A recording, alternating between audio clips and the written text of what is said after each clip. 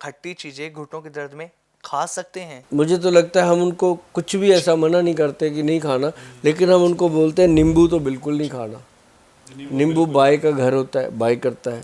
नींबू नहीं खाना, और जितने ये अचार हैं, मुरब्बे हैं, ये नहीं खाने जो खटाई वाले हैं। अच्छा, तो खट्टे में क्या क्या खा सकते हैं ये भी बताइए आप। वो सिरका जो है वो एक औषध का काम करते हैं। अब सिरका किस चीज़ का लेते हैं, सेब का लेते हैं या किस चीज़ का वो सिरका लेते हैं, वो देखना होता है। मतलब गोयल साहब, आप ये कहना चाह रहे हैं कि हमें उन चीज़ों को बिल्कुल छोड़ देना चाहिए, अपनी डाइट में से हटा देना चाहिए, खाना बिल्कुल छोड़ना चाहिए, जिससे हमारे शरीर के अंदर वात बनती है। वात परहेजी होती है तो उसकी जगह पे त्रिफला पाउडर लेता रहे। शाम को 5 बजे जेंट्स के लिए, 5 बजे लेडीज़ के लिए सुबह।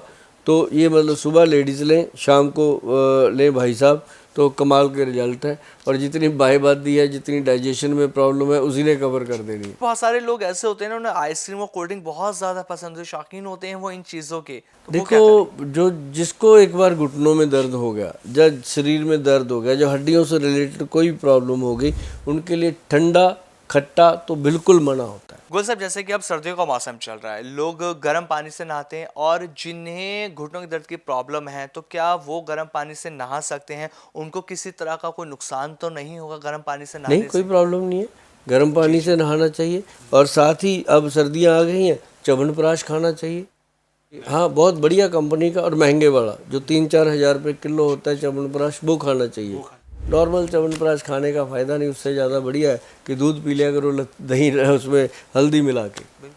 अगर च्यवनप्राश खाना है तो असली वाला खाओ। गोयल साहब, इसकी क्या गारंटी है कि जो महंगा है वो असली होगा? नहीं, ऐसी कोई बात नहीं। जिस पे वैद्यवान लिखा है वो असली है, बाकी मुझे पता नहीं। ये मैंने पूरा जो देखा है अभी तक अपने 15-20 साल के एक्सपीरियंस में, तो हमारे वैद्य बनाते हैं और एडवांस में पड़ा रहता है लोगों का कि हमें भेजना है। अब एक एक घर में 4-4, 5-5 किलो का डब्बा जाता है। हमारे पास ओपन ही देते हैं हम तो।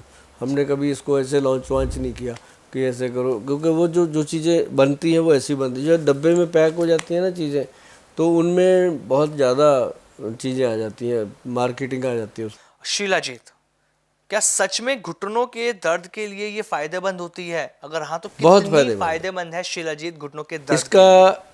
मटर के दाने जितना बिल्कुल। ऐसे लो और दूध में या पानी में घोलकर सुबह 11 बजे से लेकर शाम 6 बजे के बीच में, या फिर रात को बेड टाइम, इसको लेना चाहिए। और इसको लेने से सबसे बड़ा जो फ़ायदा होता है कि बॉडी के अंदर फुल्विक एसिड बढ़ जाता है और टेस्टोस्टेरोन लेवल बढ़ता है पेशेंट का। जब वो बढ़ता है तो हड्डियों को ताकत मिलती है, तो घुटने तो अपने आप नॉर्मली तरीके से उसको फ़ायदा मिलता ही। लेकिन गोयल साहब, कहा जाता है कि अगर आप शिलाजीत खा रहे हैं, उसका सेवन कर रहे हैं, तो शिलाजीत बहुत ज़्यादा परहेज मांगती है। तो किन किन चीज़ों का परहेज करना चाहिए जो लोग शिलाजीत को खा रहे हैं? शिलाजीत परहेज तो मांगती है। शिलाजीत के साथ बहुत सारी चीज़ें हैं जो नहीं खानी होती, इसके विपरीत आहार होते हैं। और उसको मैं कहता हूँ ज़्यादा खट्टी चीज़ इसके साथ बिल्कुल मना होती है। खटाई इसके साथ खाओगे तो बहुत ज़्यादा पछताओगे। ये ज़रूर ध्यान रखना कि जब भी शिलाजीत खानी है, दूध में घोलकर या पानी में घोलकर, उसके 1 घंटा पहले और 1 घंटा बाद में कुछ ऐसा खाना नहीं चाहिए। इसको नॉर्मली लेना चाहिए। बहुत आनंददायक चीज़ है।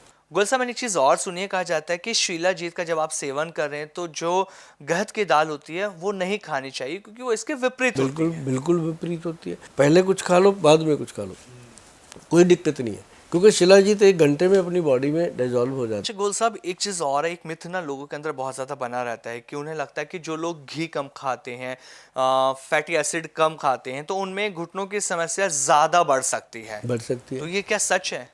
उनको घी मना कर दिया जाता है, डायरी प्रोडक्ट मना कर दिया जाता है, क्योंकि घुटनों में चिकनाहट चाहिए हमें, वो मिलेगी कहाँ से। हाँ, मैं ये कहना ज़रूर चाहूँगा कि जिन लोगों को ट्राइग्लिसराइड है या ज़्यादा कोलेस्ट्रॉल लेवल बढ़ा हुआ है बॉडी का, वो उन लोगों के लिए जो देसी घी है वो गाय का सबसे बेहतर है। और अगर नहीं आपको लगता कि नहीं है, तो आप बादाम का तेल लीजिए, जैतून का तेल लीजिए, तिल का तेल लीजिए, इस तरह की चीज़ें खाओगे। मूंगफली का तेल लीजिए, वो उससे भी ज़्यादा फायदेमंद है। तो ये चीज़ें